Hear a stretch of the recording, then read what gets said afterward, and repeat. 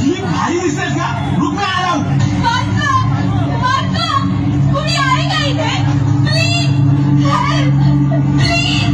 हा भाग नाही हो, इथे कोणी पण तुझ्या मदतीला येणार नाही. ऐकम सगळ्याच्या सगळे बहिणी झालेत का? वाचवा हो कुणीतरी. फक्त खिडक्यात बघून तमाशा काय बघताय? हे खिडकीतून वाकून बघणारे जर तुला वाचवायला आले असते ना, तर ह्या देशात कधी बलात्कारच झाले नसते. तुझा हात माझ्या अंगाला लागण्यापेक्षा मी जीव देईन.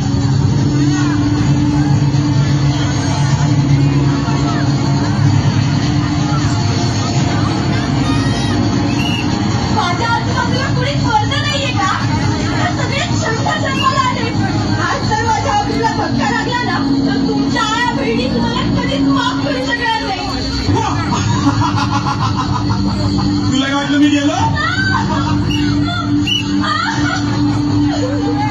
वाचवा हो, वाचवा.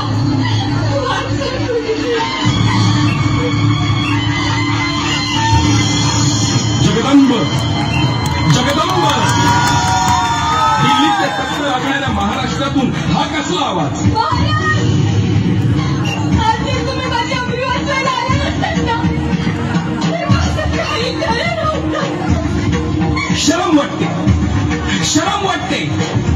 ज्या महाराष्ट्रासाठी आयुष्य खर्ची घातलं, आज त्याच महाराष्ट्रात कुणीच मावळा आया बहिणींची अब्रू वाचवायला पुढे येऊ नये. महाराज, हे लोक फक्त तुमच्या विचारांच्या गप्पा मारतात. म्हणूनच आता तुमच्याकडून अपेक्षा आहे. वाचवा माझी अब्रू.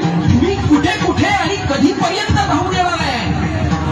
आज 350 वर्षानंतर सुद्धा आया बहिणींची अब्रू वाचवायला माझीच गरज लागणार असेल, तर माझ्या नावाने राजकारण करणाऱ्यांची मला लाज वाटते. महाराज, मग आता माझी अब्रू कोण वाचवणार? तू, मी? होय तू. आता महाराष्ट्रातील प्रत्येक महिला भगिनी ह्या काळात स्वतः छत्रपती होणार, छत्रपती होणार.